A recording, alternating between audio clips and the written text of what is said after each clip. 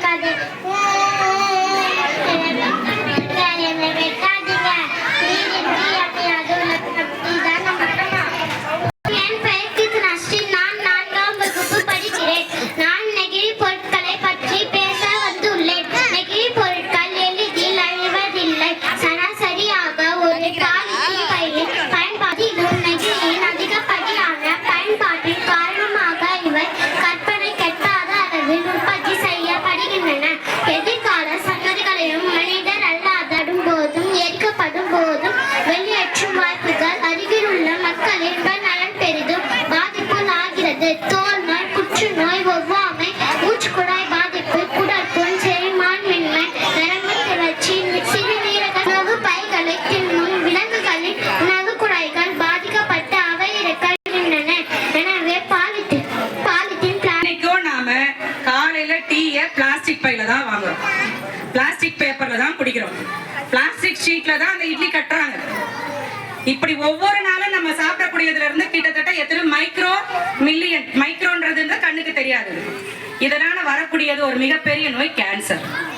இன்னைக்கு கேன்சர்னா எல்லாருக்கும் நல்லா தெரியும். ஏன்னா தடிக்க விழுந்தா எல்லாருக்கும் கேன்சர் நிலைமை. அன்னைக்கு பணக்காரங்களுக்கு வந்த வியாதி சினிமால பார்த்திருப்போம். கக்கி சாவாங்க எல்லாரும். என்னன்னு கேட்டா கேன்சர்மா. ஐயோ கேன்சர் வந்துச்சா? இன்னைக்கு கேன்சர் என்பது மிக சாதாரணமாக அனைவரையும் பாதிக்கக்கூடியதுக்கு ஒரே காரணம் நம்ம இயற்கையை மறந்துட்டு செயற்கைக்கு வந்துட்டோம். மீண்டும் இயற்கைக்கு போறதுக்காக தான் இவ்வளவு நேரம் அந்த குழந்தை சொல்லுச்சு. தயவு செய்து இனிமேலாவது சொம்பு கொடுத்து அனுப்புங்க, டம்ளர்ல காபி குடிங்க, வாங்குங்க. நம்மளால செய்ய முடியல, டிஃபன் பாக்ஸ் கொடுத்து அனுப்புங்க. சட்னிக்கு ஒரு டிஃபன் பாக்ஸ், இட்லிக்கு ஒரு டிஃபன் பாக்ஸ். கழுவுனா பரவாயில்ல, நாம கழுவிக்கலாம். ஆனா சின்ன குழந்தை இன்னைக்கு குறுக்குறே, நான் எத்தனையோ பிள்ளைங்களை பார்த்துட்டு எல்கேஜி யூகேஜில இருந்து புடுங்கி விசிறி அடிக்கிறேன். அவங்க விற்கிறாங்க, விற்கிறவங்களுக்கு எந்த பாதிப்பும் இல்லை, அந்த குழந்தைங்களும் சாப்பிடுது.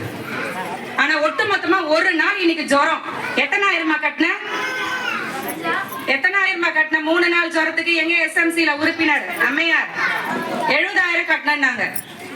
அவ்வளவுதான். 3 நாள் ஜுரத்துக்கு உள்ள போனோம்னா திரும்பி வரும்போது நம்ம சேர்த்து வச்ச குருவி மாதிரி சேர்த்து வச்ச பணம் நம்ம கிட்ட இல்ல.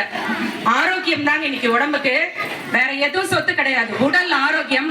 அதற்கு தான் மரத்தை வளர்ப்போனாங்க, பிளாஸ்டிக்கை பயன்படுத்தாதீங்கன்னு சொன்னாங்க. கொஞ்சம் அதுல ஒரு 10% காதுல வாங்கிக்கும்.